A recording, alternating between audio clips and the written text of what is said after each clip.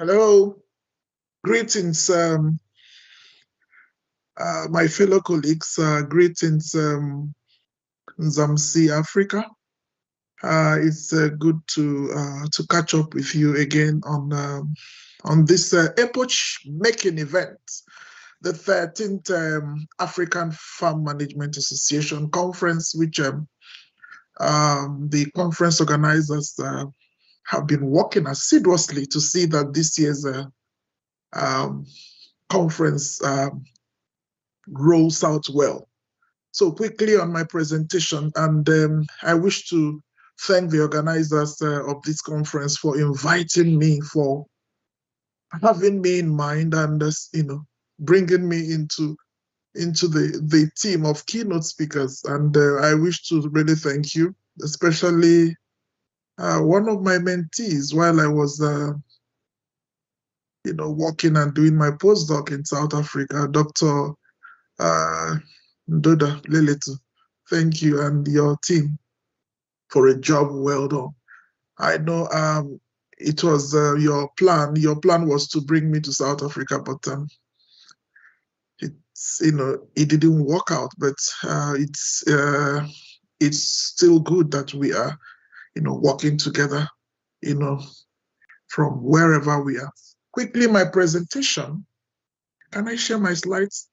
It has to align with the conference theme, and the conference theme is Pathways to Commercialization, Lessons and Insights for Climate Smart Agribusiness Development in Africa. Permit me to share my slides. Yeah, thank you very much. My presentation is Pathways to Unlocking Transformation in Agribusiness Management, and focusing on information technology using the brain reengineering model. That is the brain reengineering strategy. Can I talk about myself a bit and this brain reengineering strategy? Because I am somebody whose story in the agriculture space is quite interesting and fascinating. I know lots of us have our stories to tell on how we found ourselves in this space. I actually grew up in the university. My parents were erudites, so they were university staff, back in Nigeria. And as the last child, my mother used to send me to the farm. She taught me how to plant, different crops. She also taught me how to manage poultry farm. She had a micro poultry farm, and sometimes we sold some of the birds and even eggs. But when I used to notice that some birds get weak, and sometimes they die, and I feel sad as a child. And after a while, I would I'll be informed that a veterinary doctor, a veterinarian is coming to treat the birds. So, those were the type of upbringing I had. So, and when it was time for me to choose the profession, to study in the university, I found myself gravitating towards agriculture. And, in Nigeria is a giant of Africa. Those days, getting into the agriculture space was quite queer or weird. Yeah, because in my secondary school where I finished from, the university secondary school, I was the only person who stood out for agriculture. And I knew that very well. So, and I went in. I didn't look back, and today, yeah, this is where I am. And by the grace of God, I've been driving influence in this space for some time. So that's so the brain reengineering model. You may be asking yourself, what's this brain reengineering model? Brain reengineering model, you will get to know about it, but the story is very interesting. During the COVID and all of that, I was invited by Vic Dieman Dick was interviewing me. He's the founder of Foodlog. Foodlog is in the Netherlands in the Dutch. So was asking me why Africans, youngsters are not interested in agriculture. So that this is a sector that has a lot of opportunities for them to transform not just the region, Africa, but also to help them, create opportunities for them, bring in a lot of foreign exchange, and they create, tourism also, or, agro-tourism opportunities. And of course, you can imagine, yeah, well, how my response was. So quickly, can I get to my presentation? It's quite interesting. And I'm starting with the SDG Goals Agenda of the UN. I've consulted for the United Nations twice. And the first facility where I consulted for the UN was at the Food Crop Production Technology Transfer Station in my country, my beautiful country, Nigeria. And I also did a part-time, consultation for the UN and the National Horticultural Research Institute. Yeah, also in my country. And you can see that the SDG goals agenda of the UN are 17. And the first is no poverty. And the beginning of everything is very important, but the end is what actually matters more. And secondly, zero hunger. Then it travels, it keeps moving. And when you look at all of this, you find out that agriculture still stands tall in all of them. Anyway, let's still get into the meat. Now, do I start defining agriculture to my colleagues? My colleagues knows about agriculture. Everyone here, even the students, and even those who are, listening to me from wherever you are in the world, agriculture touches on cultivation of crops, tilling the ground just to cultivate crops, to manage livestock, tender them, husband livestock, and of course the livestock can be poultry, monogastric animal, and ruminant animals and all of that. And then for the crops, I didn't mention about permanent crops or perennial crops or plantation crops, and then arable crops, and then horticulture crops. And then what of getting to the forestry, agroforestry, which is, a world of its own, has, vast agro resources. And then what of the fisheries and the aquatic world, permit me to use the word aquatic kingdom. Now, there are three reasons why agriculture stands tall. Agriculture impacts society in many ways, including the following. Of course, it supports livelihoods, and through food, through habitat and jobs. So this was actually the balanced, small business approach. Of course, the second aspect why agriculture stands tall is that it provides raw materials for industry, provides raw materials for food as well, and other products. So building strong economies through trade is also an aspect of agriculture, and that's where money can also be generated.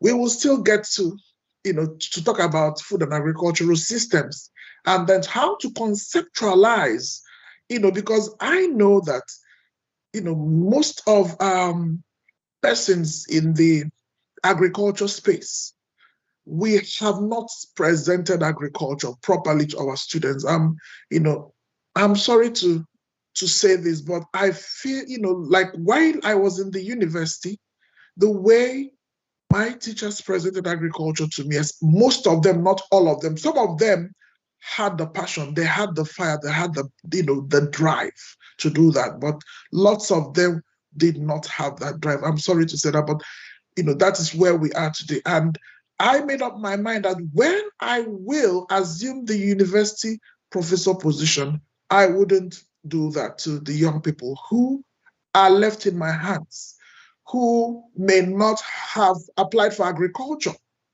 which also, contrary to my own experience, because I went in, and some people who may make up their mind to go in, they don't have anyone to blame. They blame themselves.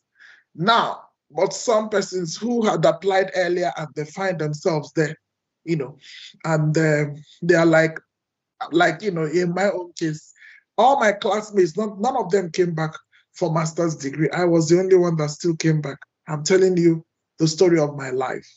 Those other persons went into the bank, but there was something I was seeing. I was seeing beyond, where I was. Anyway, we are still coming to that. Now, let's talk about agribusiness. Agribusiness, of course, business of agriculture, defining it as a combination of the pieces of food production industry, including the farms, processing plants, packagers, permit me to use that word, and then fertilizer laboratories and distributors and advertising agencies, and of course, like a corporate entity. So that's when you begin to talk about business side of agriculture. I have always said that the agriculture sector or the agriculture space is not, it doesn't stop in agriculture. And of course, we know that there is a saying in economics that production is not complete except it gets to the hands of the end user.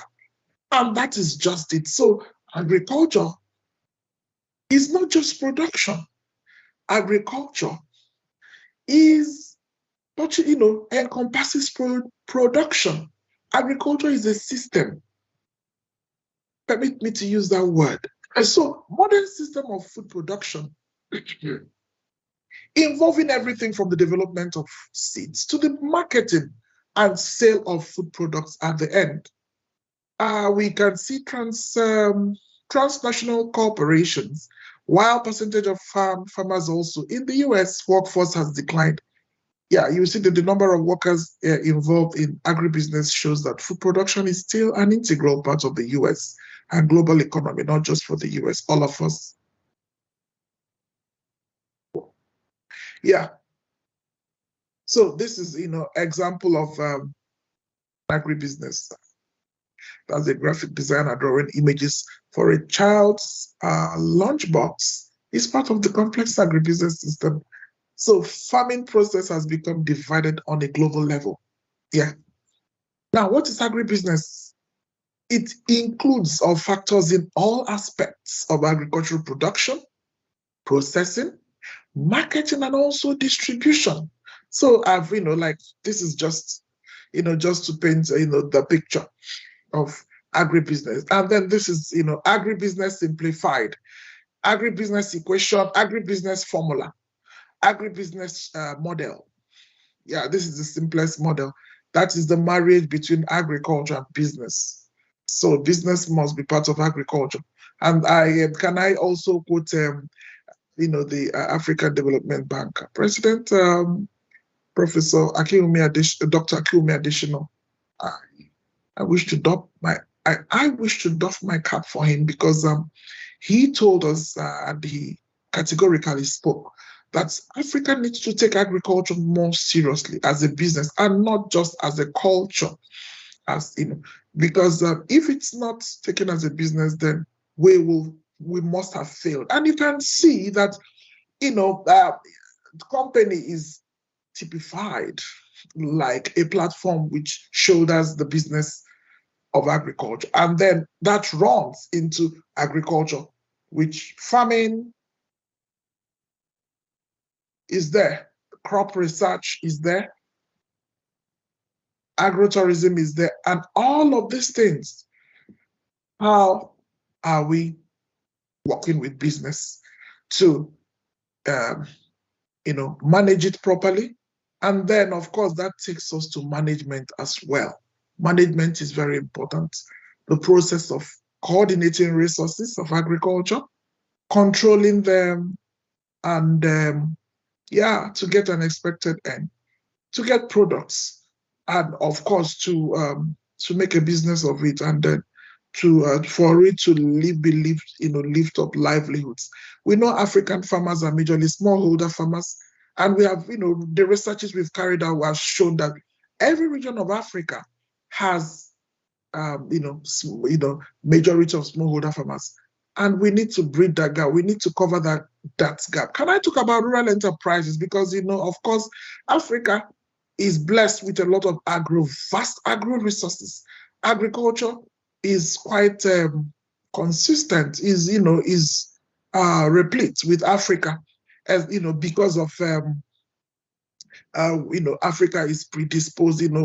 Of course, you can, Africa is quite interesting because every region of Africa has its own peculiarity, and the countries that are around the equator, they are hotter than those that are, a bit far or above or below.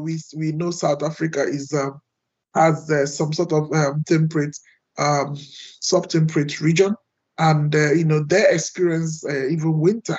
But when you come to Nigeria or Kenya, that is not the case.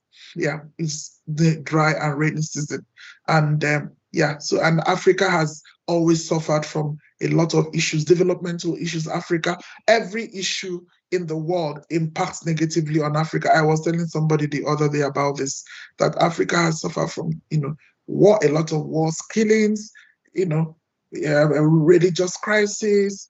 Yeah, so how can we use agriculture to translate or to transform conflict into usable thing? How can we, mitigate the climate change issues that agriculture has in the face of business, trying to lift up livelihoods and try to drive transformation? How can we transform our communities? How can, agriculture, whatever that agriculture can help, or brings in, how can it be translated to creation of more jobs, to, being transformed into building of infrastructure? And now we are talking about rural enterprises. Rural enterprises, we know that agriculture is most times majorly practiced in rural areas. And of course, how can we make bountiful in agribusiness? So rural non-farm productive activities can, to a large extent, contribute significantly to wealth creation and well-being of rural communities. I have been part of discussions on how to, drive some innovation looking at how the rural communities, the rural places, their potential, what they have, and how it can be translated into rural infrastructure, as that is one of the major entry points that we can have transformation. And can I give kudos to Indonesia? Indonesia is one country that I look back and I say, can you imagine? That Southeast Asian country, close to Malaysia. There was a time they came to Africa to borrow oil palm seedlings.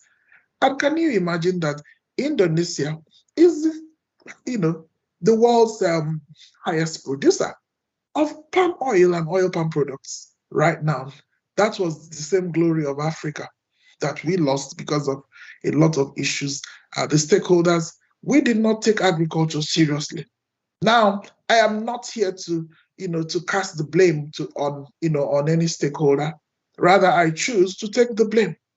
Now, I wouldn't even be part of that blame game at all. Now, let's look at the growth strategies based on the diversification in rural communities or rural economies. And the branch consistently supports the development of food and agro value chains and facilitates the transformation of informal economic activities into the formal sectors. Now we are in the academia. We have the floor, we have the platform to inject this knowledge into our students, to inject this knowledge to our colleagues. How are we doing that? Can I ask that question? Now, let's look at some examples. We know examples of agribusiness. Agribusiness is so wide, it's so vast, it's practiced everywhere. So I will not even tell you about that, because we all know that agribusiness is practiced everywhere, all parts of the world. Agribusiness is practiced all the time. Yeah. And of course, we know that the agriculture space is majorly comprised of crops, livestock, forestry, and fishery. I had, drawn that line as well. And so you can see, we will still come to that. Now, let me talk about women empowerment in agribusiness. We know women are very important in agriculture. Why? Because most times we will not neglect women. We've carried out a lot of researches. Of course, I've been in research for about 2 decades now. And you will see I authored a book single-handedly from my PhD work, and it was dry season vegetable marketing. It is getting popular now. I published it at the what's the publisher again, Landmark also, and we found out that women, when they are majorly the gender that practice agriculture.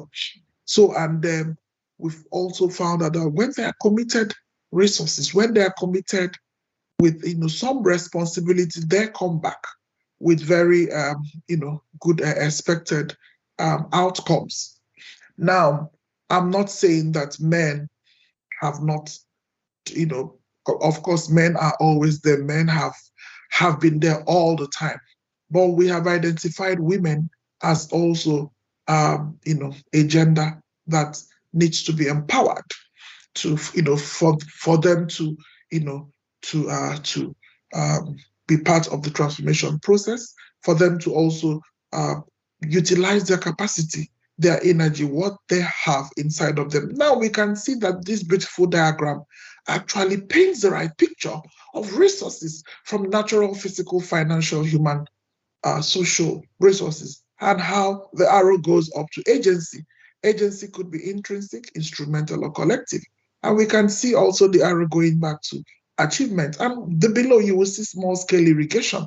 Now, just irrigation can actually, unlock this. And when you see below, you will see arrows pushing up. What is it saying?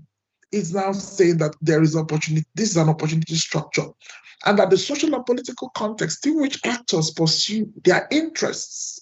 And you can see infrastructure. I mentioned infrastructure before, and I talked about Indonesia. Indonesia, there's a way they have approached their, how transformation unlocks. Their leaders, they tend to focus on the villages, on the remote places, on the rural areas, and every intervention that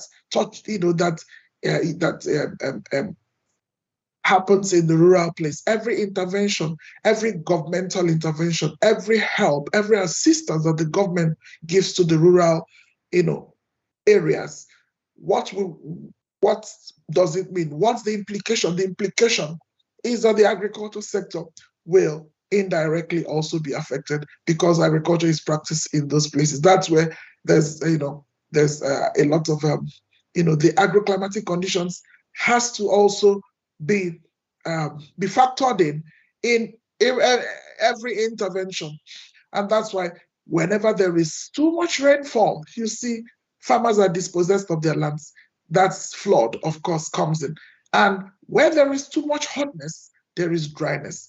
All these are climate change issues. What does that tell us? Rainfall and temperature are major climate change variables. Now, let's continue to talk about agribusiness, how to develop agribusiness.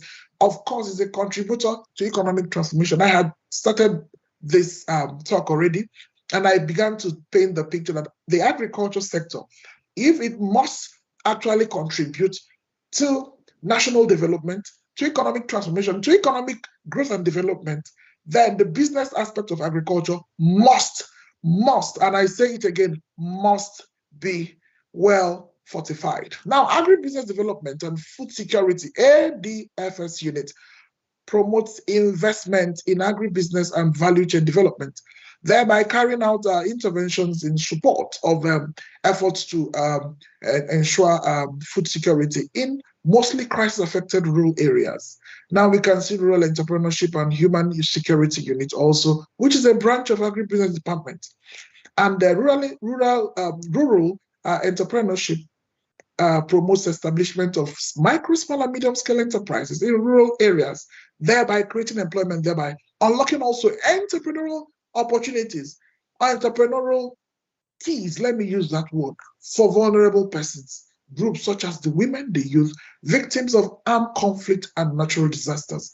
We were talking about cannabis the other day when I was asked to head the Research and Development Innovation Department of African Diaspora Collective, and I was speaking to the ambassador, and we were looking at cannabis which is also hemp, which has a lot of great opportunities to transform our continent of Africa.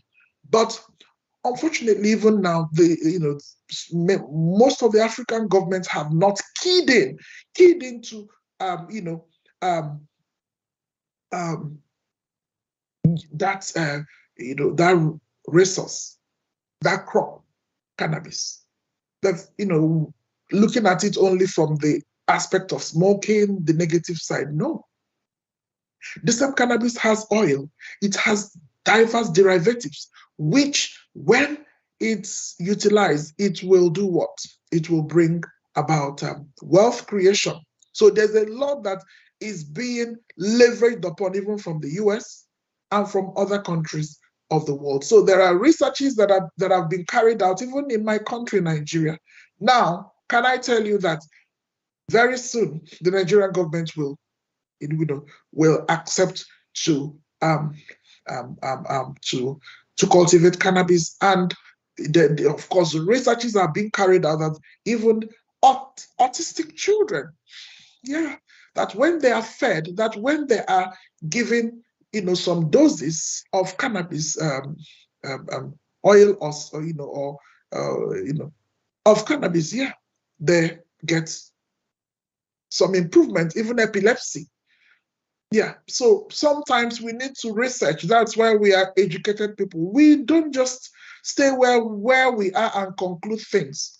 I'm happy. Some persons have tried to tell me a lot of things, but because of the knowledge which I have about food substances, I started to study food substances very early because of my father. My father was very particular about what he puts into his mouth, and he lived about 100 years before he passed, just a few years ago, even while I was in South Africa then. Anyway, let me talk about the services which are rendered by the branch cover, which cover the following key areas. Advice on techno-economic development options for strengthening the agro-industrial sector and fostering the equitable integration of agro-enterprises into market-oriented systems. Special emphasis must, should, and will be given to technical feasibility studies, assessments of potential economic and environmental impact, and of course, international procurement and organizational linkages. Now, business model. Business model is very important. Business models, that is modeling, strategies, formulas, trajectories, inroads, entry points for agribusinesses. Now, of course, you know what business is. Business for a farmer, a smallholder farmer, the business model for a smallholder farmer, differs for smallholder farmers. What will work for farmer A may not really work for farmer B. But the whole goal is what? Profit maximization, profit output maximization as well, to generate profits. Now, to ensure that production is maximized, and then also that with less transaction costs. So cost of items are getting more expensive.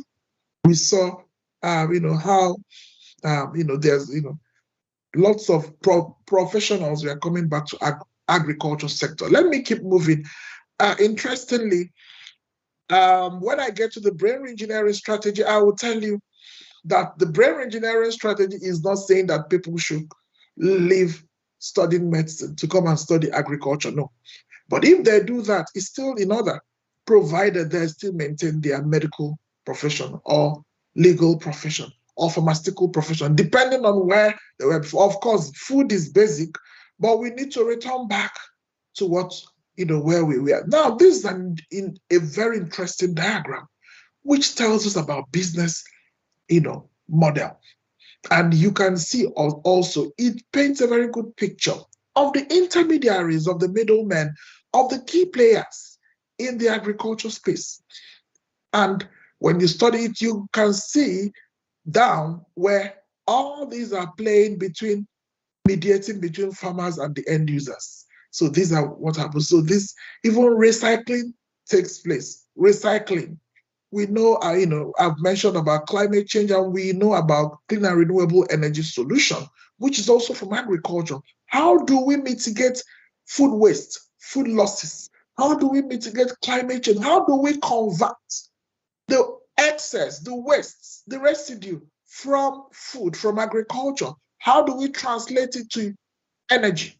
That's where we are now, because that energy is a type of energy that is friendly to the environment, that will be able to help to mitigate climate change issues. Now, let me conceptualize agricultural systems. I've been waiting for this diagram because that's very simplified. That the agricultural systems, or food and agricultural systems, if you wish to put food, is not a problem. Of course, this diagram tells us that agriculture is a system, and that it involves production, processing, distribution, and consumption. So we can see that under production, it requires preparing soil and planting seeds, harvesting of crop, breeding and raising livestock, breeding also and raising fish. They are all under production. And processing is storing, harvest, butchering meat and poultry, catching fish, milling grain, cleaning fruits and vegetables. And then in distribution is marketing. That's where we need to come out with strategies on logistics, how to market, sell food at local markets, shipping to regional or international locations, distributing via wholesalers or community programs. And then consumption, that's you can even get the ingredient of food security here. We know about food security, nutritional security, and and all of that. We know about how to get food. Well, it depends on how we look at it here. It depends on how we look at it. Where you talk about food safety, of course, food security, when safe nutritional food is eaten, or yeah. So that's all part of the agriculture systems. So anyway, coming back to consumption, purchasing food, storing food also at home, cooking, eating, and composting, you can see that infrastructure is there. Yeah, so what should be injected in agriculture systems to improve agriculture systems? This is a question that I'm asking us today. What do you think that when we inject into this agriculture system, it will be able to drive transformation? That is the whole idea of my presentation. And what am I driving at? This is, case of Tanzania, on how to, assess agribusiness, looking at it from, the immature agribusiness, very mature, professional, and then maturing. So this, we can also use it for, in other countries. Of course, Tanzania is in East Africa, and Africa is comprised of, let me start by East Africa. I've mentioned it already. Then SADC, that's Southern African Development Community countries.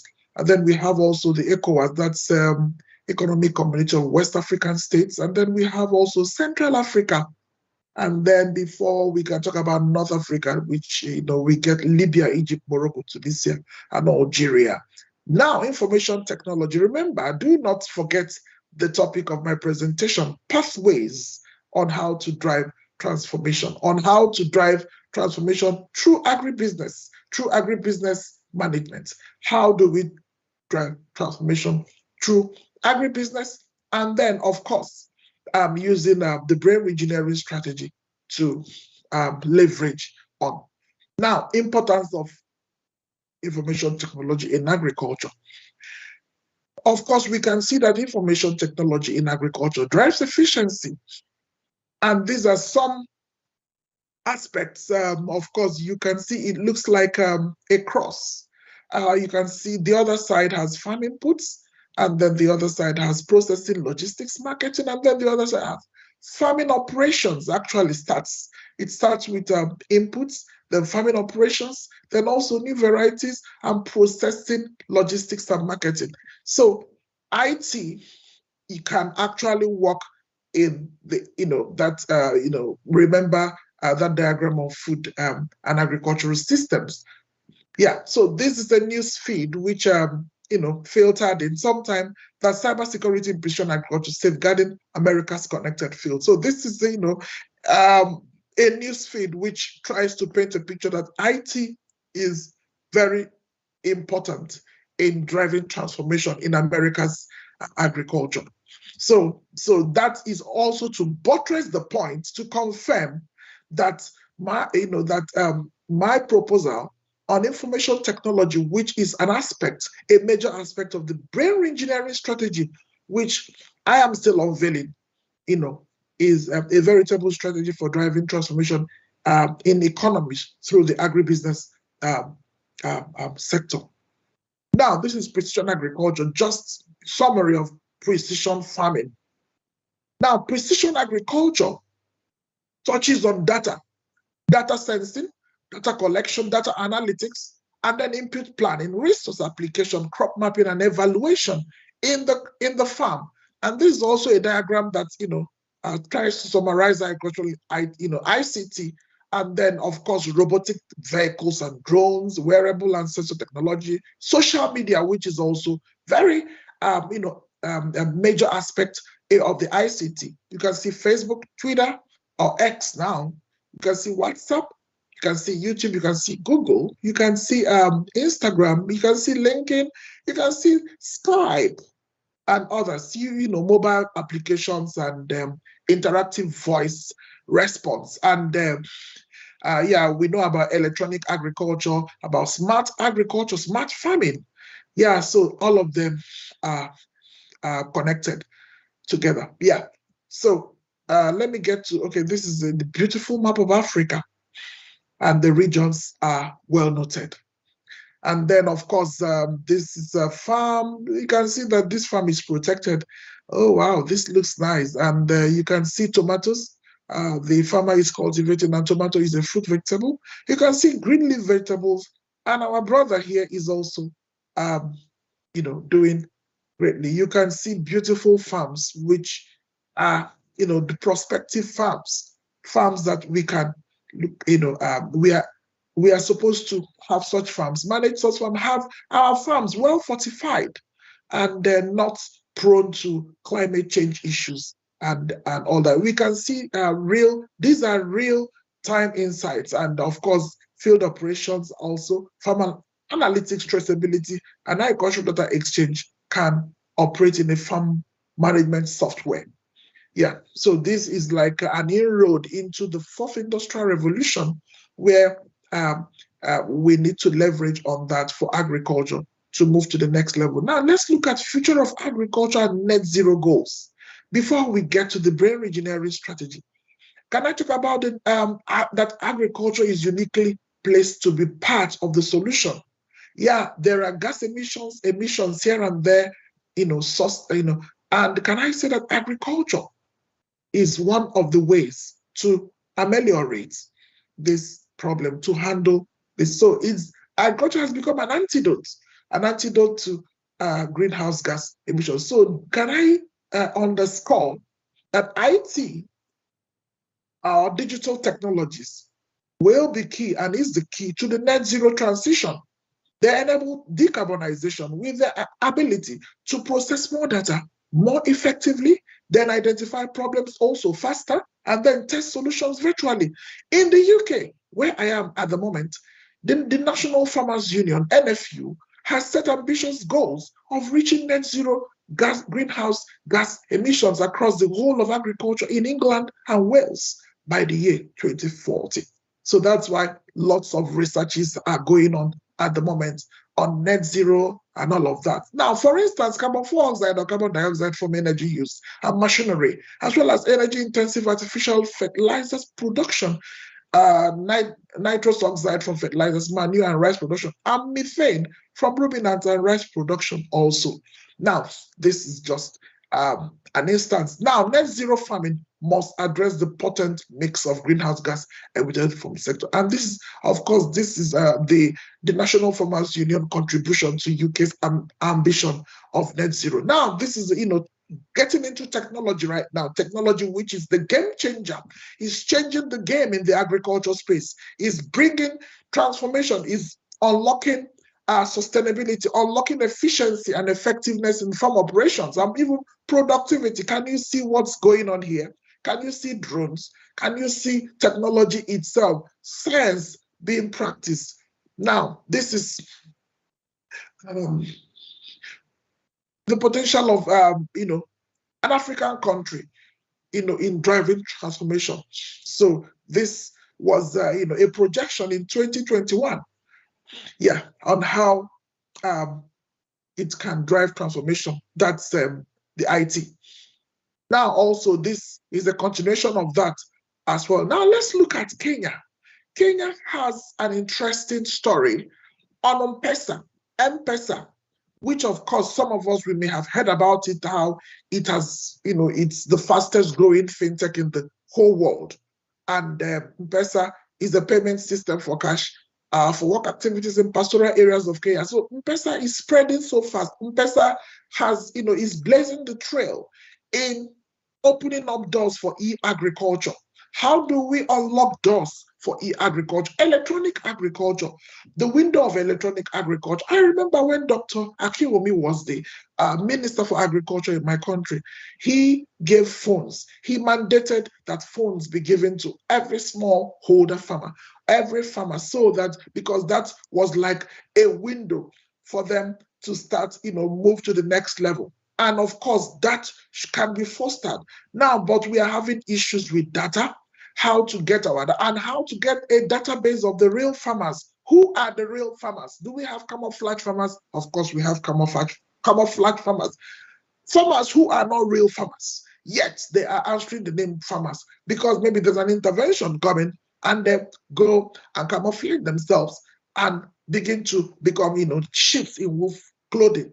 Now, lessons to learn. Preparation that M-Pesa, corporate account and spirit. Now, this is some of the, what it has that I'm talking about M-Pesa, the lesson of utilizing M-Pesa. Now, this is cash versus M-Pesa as well. The disadvantages are also there. And so these are, 10 years of M-Pesa, celebrating 10 years of M-Pesa, and it has operated in 10 countries already. And quite simplified. And when you look at this map, you will see how it has spread even to Albania, to Romania, to Egypt, to Ghana, to DRC, to Lesotho, to India, to Tanzania, to Mozambique, all from Kenya. You will see it originated in 2007 from Kenya. And it is spreading very fast in East Africa, even in Rwanda now, even in Ethiopia. So this is a very good strategy to unlock IT in Africa. So, and these are all part of the brain engineering strategy, which I am proposing for transforming Africa's agriculture. Now, the brain engineering strategy, which is my baby, I developed it.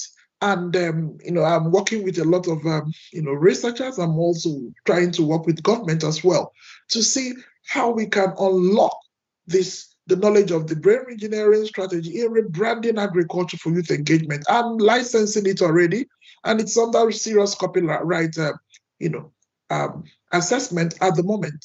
And you will be amazed how this strategy helps to build up farmers, build up, systems entrepreneurially, and also to attain the SDG goals agenda of the UN. Now, the core focus of brain engineering and reimagination is conceptualized and hinges on changing the wrong perception that young people have as it stands to provide a veritable strategy in transforming their lives and societies through the engagement of, in food security initiatives, agriculture, and also agribusiness. And of course, in an age where environmental concerns and climate change issues are still at all-time high. Now, our population is growing and increasing. Shortages of land and water pose a noteworthy threat to the longevity of humans as we know it, while many politicians are still standing tall and doing their thing. Now, what's the whole idea? Can we unveil this concept further? Of course, yes. The importance is just that it helps in tackling the issues It helps in tackling a lot of issues with the mindset problem. And of course, the young people, they always feel that agriculture is for poor people. Can you look at this picture? This is what is in the mind of young people. This is what they feel, that it's for poor people. It's for poor people. Now, this mindset is not really a lie. It's not a lie, but this mindset has stayed in their minds for a long time. It has overstayed in their minds. So it is now time that you and me will stand up and begin to paint the right pictures for them. Begin to paint the right. This year, I was invited to the Rachel University College as the main speaker at their new faces for farming. You will find it on Google. Yeah, the new faces for farming. Young people, that's a strategy for telling young people about agriculture, about farming, just to get their interest. And they visit a lot of farms. And when they came back, I was in Essex, and I was paying rapt attention to what they were saying, because I had to even ask them some questions. And they said, well, we enjoyed ourselves at the farm, but we hated the poo smell. That's, the dog, from the cattle, from the sheep, and all of that, from the poultry. So the smell, some of them hadn't even visited the farm before. So they were complaining, that the smell. So, they were writing reports whether they can get into agriculture. Some of them we are saying, no, yeah, yeah, and most of them, are even African children. I'm telling you. So now, how do we paint the right pictures? That is where we are now. So there is job to do. There is job to do, because some of what they have identified as the problem is not a lie. So I have, tried to paint this picture. I've started to do the job already. In some of these universities where I've worked. Sorry, I didn't put University of Fort Hare, because I worked at University of Fort Hare as well. And I didn't put some institutions also where I have done one thing or the other. Even now, I work with Indians a lot, but this University of Birmingham also, I'm doing a lot of work with them as well. Now, this is Rwanda, where, this is an initiative I co-founded, and on the International Conference of Business Models in Agriculture. So we delivered this conference for the first time this year. And of course, I'm the scientific chair, the scientific committee chair for this. I'm sure you may see that flyer, going viral now. So yeah, so that's the Vice Chancellor of University of Rwanda seated. We were there. We had a very swell time, conference. We had representatives from different countries and even the government.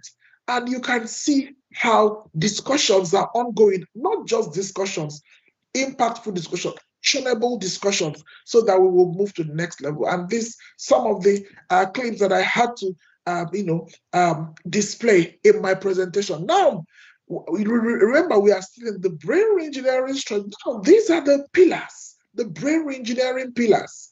Perception change.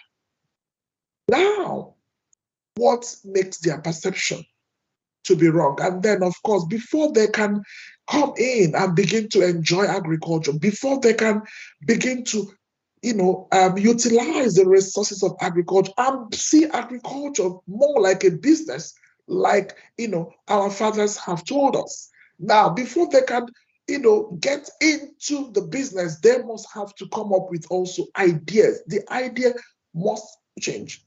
And of course, entrepreneurship, which talks about innovation and creativity. Coming up with business models as well is under that.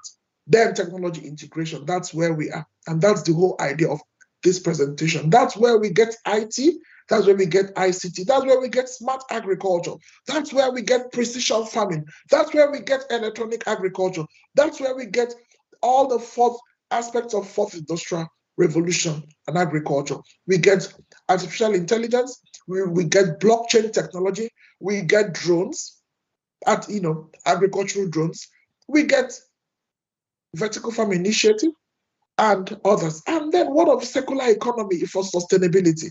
Circular economy can also help to ensure sustainability. That's, of course, ecology, environment, of course, and economy, and energy as well. This has to, so that it will be sustainable, it will be sufficient over time, it will be available in season and out of season. And then what of policy issues? Now we are talking about social equity and policy issues. Now, I wouldn't want my strategy to just waste away or be stolen by other people without quoting me, because as the originator of the brain engineering strategy, I will also love, I will also love that this strategy will, always bear my name as the originator, because I have really suffered, and I have also paid the price like other people did, in showcasing whatever they have come up with. A lot is going to happen very soon. You will begin to see that we are working hard, and that, our communities, we, will take a positive toll in the aspect of transformation. And that's why we are building the capacity of young people a lot. The young people, we must not leave them alone. We must have to keep encouraging them. We must find ways of reaching out to them and building up their knowledge levels so that their perception towards agriculture will change. And like during COVID, a lot happened. It was like, a lot, their eyes began to open. Lots of lawyers began to, gravitate towards agriculture. Medical doctors, I'm telling you, they began to contact me. My phone became very busy, and we were discussing business model. In fact, we are making a lot of waves now in Africa. We are making lots of waves in the world. I'm telling you, right now, as I speak to you, there's a lot really, really going on. A lot really going on. And we are very high priced. People who are not even in agriculture are coming back to research on agriculture because, of course, there's so much. Because the best hospital that you can ever find is in the agriculture space. The best pharmaceutical industry is in the agriculture space. So agriculture has become a veritable tool for changing a lot of things, the face of things. Now, young professionals have fresh ideas, a strong grasp of emerging trends, and are up for the challenge of trying new approaches to work with food security and nutrition. Now, to mobilize greater innovation in the agriculture space, insight from today's youth is needed. We need insights from the young people. And of course, they are very much instrumental in creating their own future, realizing the significance of youth role. Several organizations are prioritizing the youth empowerment and also involvement in agriculture, might be research on academic and extension. Now, there's need to move to the next level in gaining multidisciplinary skills by becoming involved in setting up an enterprise that is learning and doing. Of course, to a large extent, it will create and, of course, ensure, even increase the likelihood of entrepreneurial success in many areas, and other points also which I had raised. Now, the young people, they love to see this. They love to see the world richest farmers. They love to see drones flying. They love a scientific and technologically driven agriculture. That's where their mind is. They want to practice agriculture with electronic devices. That is where they will begin to see what they are, what their heart yearns for. That's what their minds goes out for. Now, the way forward, going forward, we must seek to put technology to work for us. IT, which is a major aspect of the brain engineering strategy, gathering data, dissemination of information, connect with stakeholders, and continually top up our own knowledge on current technology trends in order to have meaningful youth-adult partnership, and then continually engage our youth on issues that affect them and possible solutions. We must engage with the young people to know what, how they feel. We must not leave our young people in the rural areas, please. We must not leave them to die there or to waste away or to be engaged in social vices. What we are doing is a way of bringing our youth and giving them job, decent jobs, bringing them into our food and agricultural systems so that they can find their place, either in production or in processing or even in distribution or in, before it gets to the hands of the end user. In this country, the agriculture sector pays a lot, especially in the logistics. People want food in their homes. How will they get food? What are we doing about logistics? How to mediate from where food is prepared to where it is needed? There's a lot that can be done. Young people can, get into that space and make money. Yeah, so we need to start thinking about the system, agricultural system. So that's, what agricultural system is. Agricultural system is not abstract. It is real. It is real. It is real. And the role they see themselves playing in the solution. Resources needed, of course, financial and technical as well. And then, of course, there is need to shift trends. Trends must be shifted. And technology is the game changer. So too must educators and farm professionals, key actors and enablers in food and agricultural supply chain should change as well. We need to prepare for future. Now it's all about long-lasting positive impact, which of course research is very important. We need to keep on researching, finding ways of solution, on best ways of doing things, on best approaches, on best trajectories, inroads, profitable ways that will also not discourage or be a disadvantage or discredit the other player. Now, innovation, of course, that's creativity because of the competition. There's so much competition amongst, sellers and all of that. And you know that in food and agricultural systems, the market structure is always, tends towards competition. Yeah, so we must understand this. So there is always rivals. So how do we handle them? So this is digitization, all about digitization, and which is the information technology. Now, what of supply chain connectivity? Now, AI has come in to change the face of things. AI is in everything now. IoT, Internet of Things. Have you heard about that? Ethical and sustainable farming. So as I know, as an advocate with the European Technology Chamber, this is one of my, my quotes, which I found, I found on the social media, where they had posted my, what I said about the government possessing significant power in its decision-making processes, and that the significance of which cannot be overstated. Policies coming to give directions, and it's actually widely acknowledged that the government's ability to propose and enforce strategies to promote renewable energy solutions, such as those related to grain processing wastes and oil seeds, which remains unparalleled. Now, these are some of the agribusinesses which are,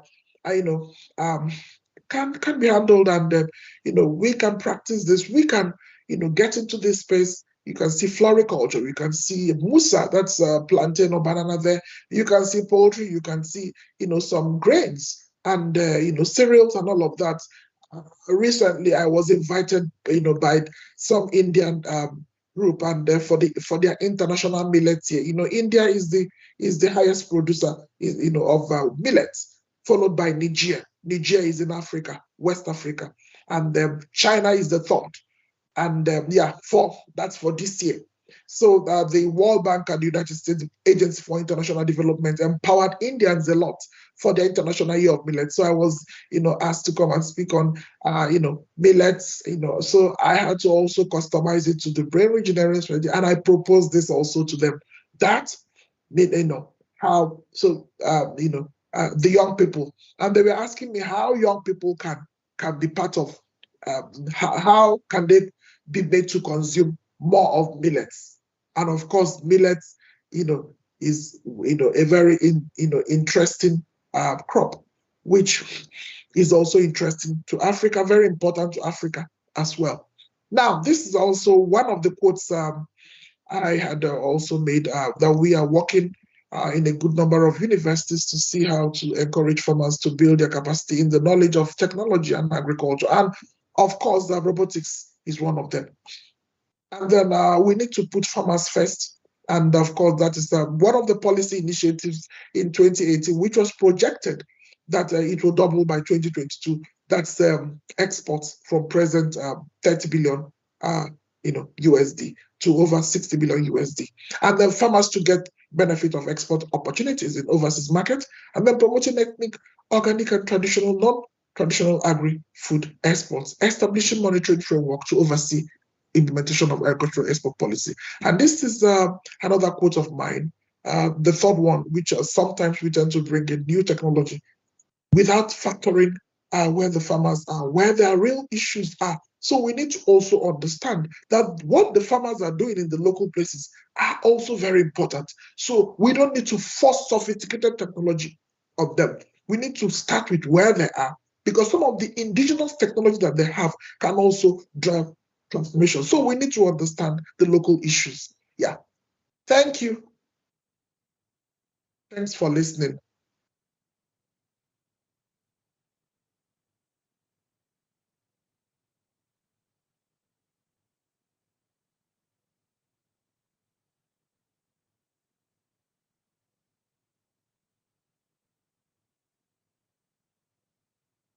The model. Then if you want us to have a meeting or discuss, you can drop drop a note with yeah, drop a note. My Dr. Ndoda Leletu is we work together. Let me use that. Yeah. Thank you so much for listening. Bye.